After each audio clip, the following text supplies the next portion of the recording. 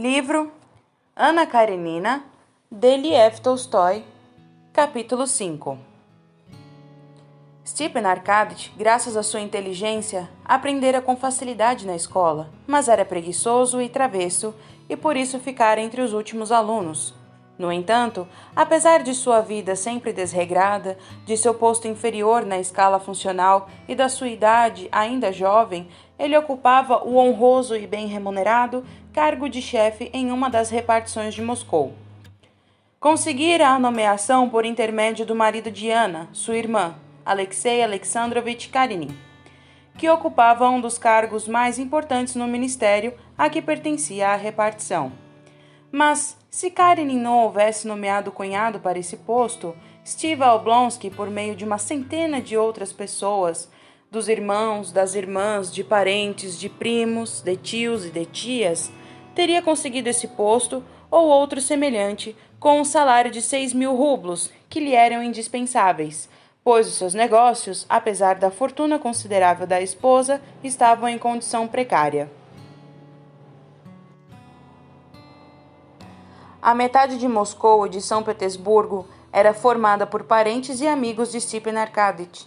Ele nascera entre pessoas que eram ou passaram a ser os poderosos deste mundo. A terça parte dos funcionários do Estado, os velhos, eram amigos de seu pai e o haviam conhecido ainda de fraldas. Uma outra terça parte o tratava por você, e a última terça parte era formada por bons conhecidos seus. Portanto, aqueles que distribuíam as benesses da terra em forma de empregos públicos, arrendamentos, concessões e coisas semelhantes, eram todos amigos dele e não podiam abandonar um dos seus. Oblonsky nem precisou esforçar-se muito para obter um cargo vantajoso. Bastou não fazer objeções, não se mostrar invejoso, não discutir, não se ofender, coisas que ele, em virtude da sua benevolência peculiar, nunca fazia. Acharia graça se lhe dissessem que não ia conseguir um emprego com o salário de que necessitava, ainda mais porque ele não pedia nada de extraordinário. Queria apenas o mesmo que recebiam os homens da sua idade e podia cumprir aquela função tão bem quanto qualquer outro.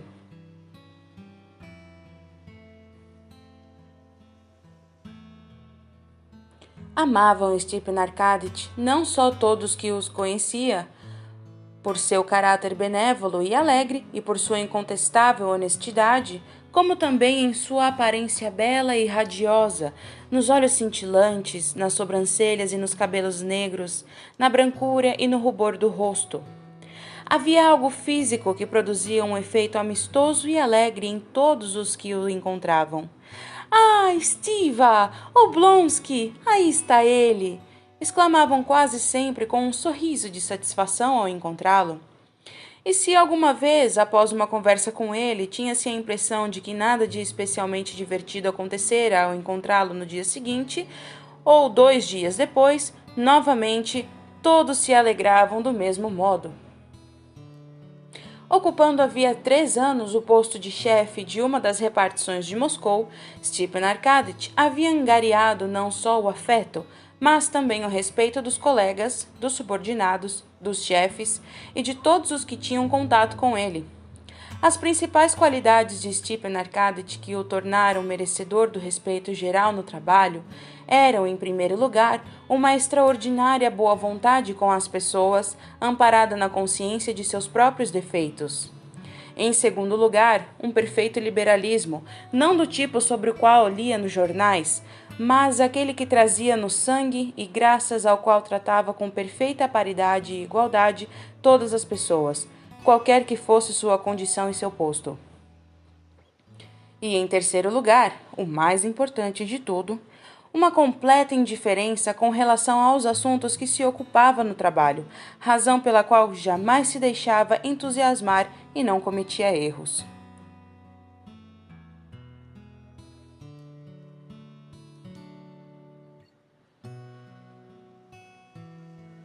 Depois de chegar ao seu local de trabalho, Stepan Arkadych, acompanhado por um porteiro reverente e com uma pasta de documentos, dirigiu-se ao seu pequeno gabinete, vestiu o uniforme e entrou na repartição. Todos os escrivães e funcionários se levantaram, saudando-o com uma alegre e respeitosa inclinação de cabeça. Stepan Arkadyevitch, apressadamente, como sempre, dirigiu-se ao seu lugar, apertou as mãos dos membros da repartição e sentou-se. Gracejou e falou exatamente o quanto convinha e começou a trabalhar. Ninguém sabia, de forma mais justa do que Stepan Arkadyevitch, manter-se na fronteira entre a liberdade, a simplicidade e a formalidade, indispensável para agradar o desempenho de suas funções. O secretário, alegre e respeitoso, como eram todos na repartição com Stepan Arkadyevitch, aproximou-se com papéis e declarou, no tom familiar e liberal introduzido ali por Stepan Arkadyevitch: conseguimos obter aquelas informações do governo da província de Penza. Aqui está. Tenha a bondade, senhor. Recebemos, enfim? Disse Stepan Arkadyevitch, pondo o dedo na folha de papel. Puxa, meu Deus! E teve início o trabalho da repartição. Se soubessem, pensou ele, com feições graves na cabeça inclinada, enquanto lia o documento, que meia hora atrás o seu chefe não passava de um garoto culpado. E os olhos riam durante a leitura do documento. O trabalho deveria prosseguir, sem interrupção, até as 2 horas, quando haveria uma pausa para o almoço. Ainda não eram 2 horas quando as grandes portas de vidro da sala da repartição se abriram de repente e alguém entrou. Todos os membros, abaixo do retrato do czar e atrás do espelho da justiça, alegres com aquela distração, voltaram os olhos para a porta. Mas o guarda, postado junto à entrada, tratou imediatamente de expulsar o intruso e fechou atrás dele a porta de vidro. Quando a leitura do processo terminou, Stepan Arkadyevitch levantou-se, espreguiçou-se e, em honra aos tempos liberais, tirou um cigarro do bolso em plena repartição e seguiu para o gabinete. 2 companheiros, o veterano Nikitin e o camareiro da corte Grinievich, saíram com ele. Depois do almoço teremos tempo para terminar, disse Stepan Arkadyevitch. Tempo de sobra, disse Nikitin. Que grandessíssimo velhaco deve ser esse tal de Fomin, comentou Grinievich, referindo-se a um dos personagens do caso que os ocupava. Stepan Arkadyevitch fez uma careta a essas palavras de Grinievich, dando a entender, desse modo, que não convinha formar um juízo prematuramente, e nada respondeu. Quem era aquele que entrou? Perguntou para o veterano. Ele, Vossa Excelência, penetrou sem pedir licença, assim que virei as costas. Perguntava pelo senhor, e eu disse a ele: na hora em que os membros saírem, aí então, onde está ele? Na certa saiu para o saguão? Ah, mas lá vem ele ali, é o mesmo, disse o veterano, apontando para um homem de ombros largos, compleição vigorosa e barba crespa, o qual, sem tirar o gorro de pele de carneiro, galgava com rapidez e facilidade os gastos degraus da escada de pedra. Um dos funcionários que desciam com pastas de documentos, um homem magro, depois de se deter por um momento, olhou de modo desaprovador para os pés do homem que corria e em seguida fitou Oblonsky com ar interrogativo.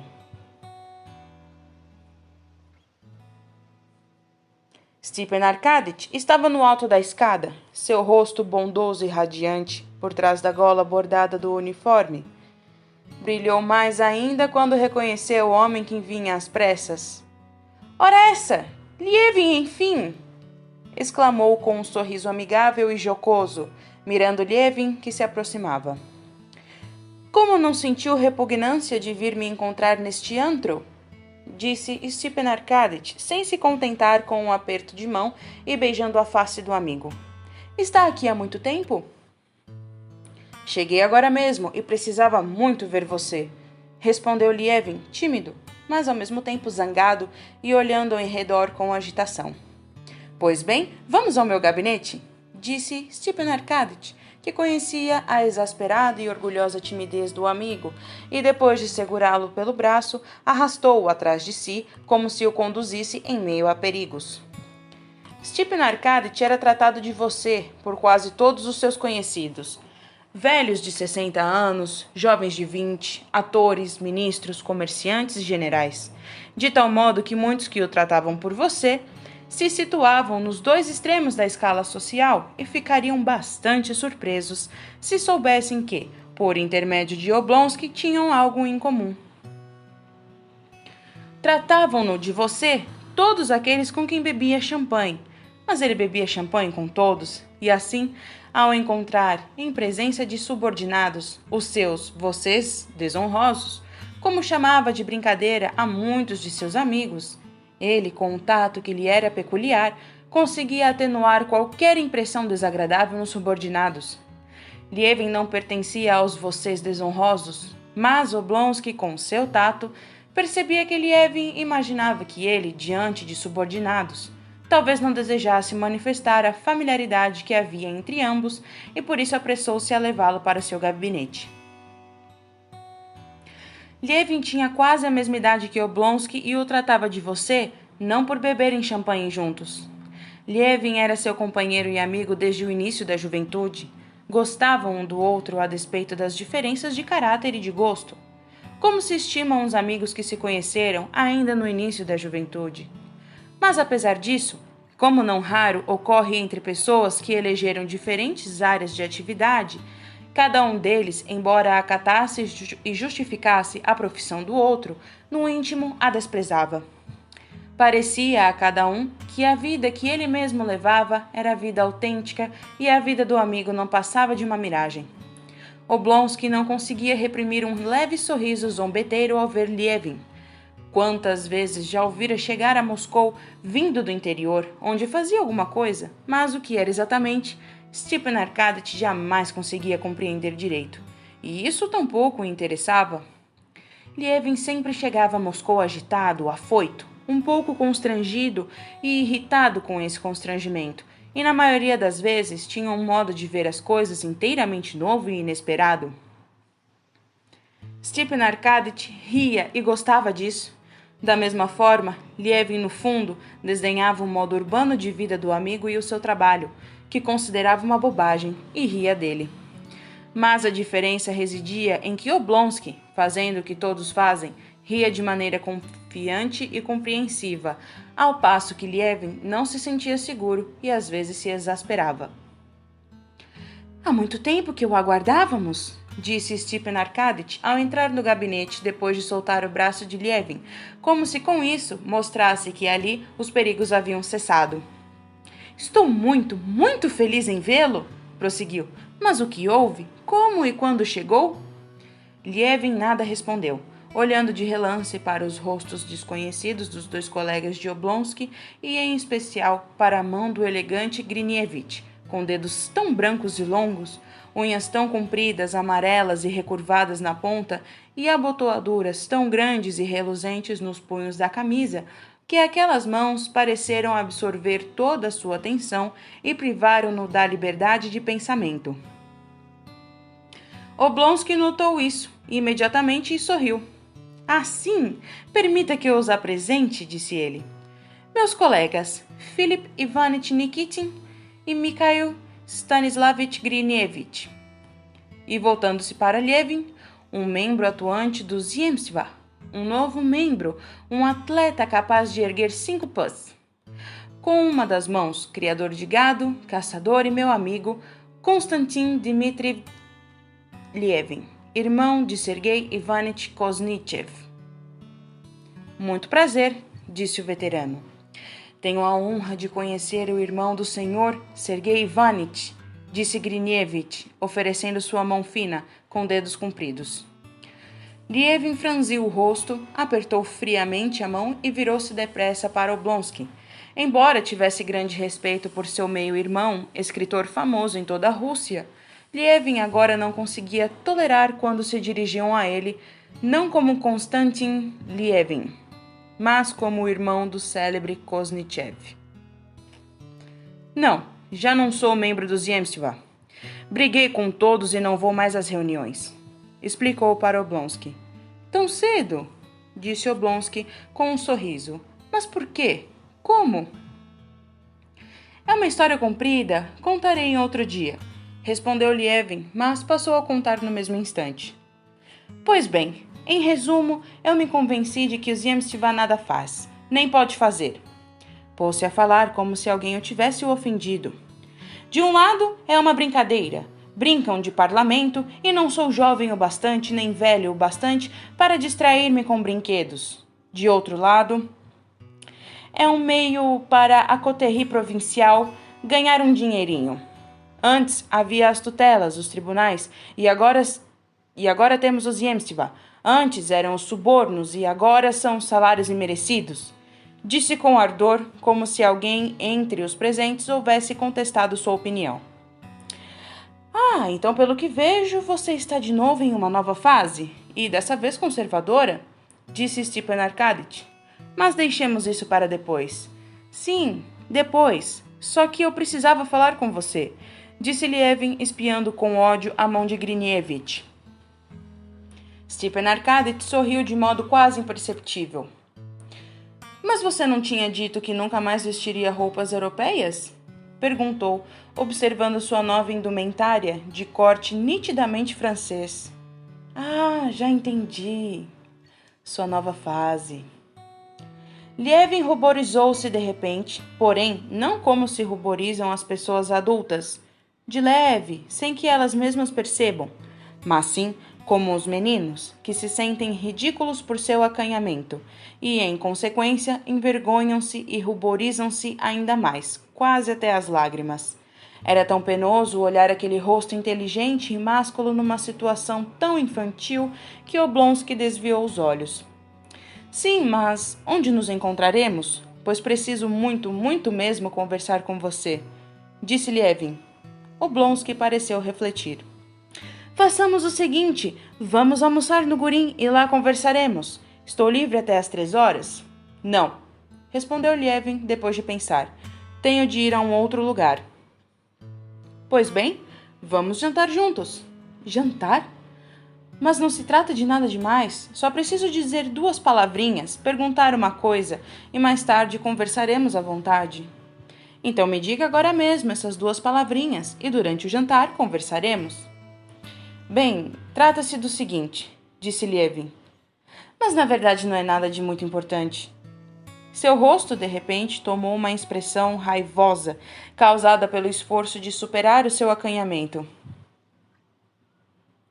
O que fazem os Cherbatsky? O mesmo de antes? Disse ele. Stepan Arkadych, ciente havia muito de que Lievin estava apaixonado pela sua cunhada Kitty, sorriu de modo quase imperceptível e seus olhos cintilaram alegremente. 2 palavrinhas, você disse, mas eu não posso responder a essas 2 palavrinhas porque... Perdoe-me por um minuto. O secretário entrou com uma deferência familiar e com aquela discreta consciência generalizada entre os secretários da sua superioridade em relação ao chefe no tocante ao conhecimento dos assuntos do serviço.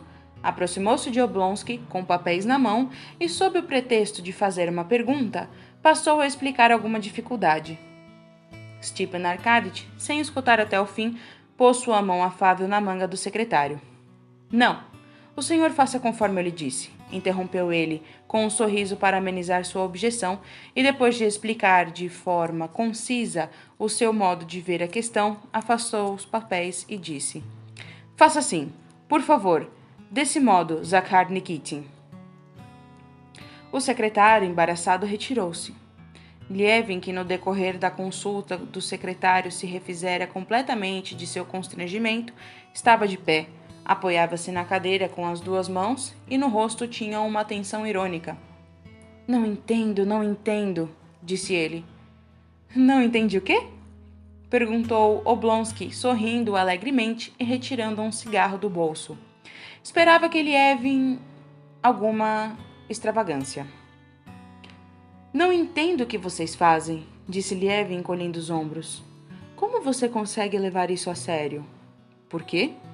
Porque não leva a nada. É o que você pensa, mas nós estamos sobrecarregados de serviço. Papelada, mas você tem um dom para isso, acrescentou Lievin. Quer dizer que, na sua opinião, tenho um defeito? Talvez sim, respondeu Lievin. Apesar disso, admiro seu posto elevado e me orgulho de ter por amigo um homem tão importante. Entretanto, você não respondeu minha pergunta. Acrescentou, com um esforço desesperado, mirando de frente os olhos de Oblonsky. Calma, calma, espere um pouco que você vai chegar lá. Afinal, você possui 3.000 dieciatinas de terra no distrito de Karazinski. E esses músculos e esse frescor de uma menina de 12 anos, você há de ser um de nós? Sim, e quanto àquilo que você perguntou, não houve mudanças. Mas é pena você ter ficado tanto tempo sem ir... O que foi? Perguntou Lievin, assustado. Oh, nada, respondeu Oblonsky. Conversaremos depois. Mas para que exatamente você veio me ver? Ah, sobre isso conversaremos depois também, disse Lievin de novo ruborizado até as orelhas. Muito bem, eu entendo, disse Stepan Arkadych. Veja, eu o convidaria para vir à minha casa, mas minha esposa não anda muito bem de saúde. Faça o seguinte, se quiser vê-los, eles estarão com certeza no Jardim Zoológico entre 4 e 5 horas. Kitty vai andar de patins. Você irá até lá e eu passarei lá também, e juntos iremos jantar em algum lugar. Excelente, até logo. Mas preste atenção, eu conheço você. Não vai esquecer tudo e partir de repente para o campo, gritou Stepan Arkadych rindo. Não, está tudo bem. Está tudo certo. E dando-se conta, quando já estava na porta, de que esquecera de despedir-se dos colegas de Oblonsky, Lievin saiu do gabinete. Deve ser um homem de grande energia, disse Grienevich, depois que Lievin saiu. Sim, meu caro, disse Stepan Arkadych, balançando a cabeça. Que felizardo! 3.000 dieciatinas de terra no distrito de Karazinski a vida inteira pela frente. E que saúde!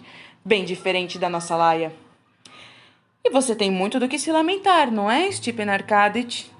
Ora, sim, as coisas vão mal, vão pessimamente, respondeu Stepan Arkadych depois de dar um suspiro profundo.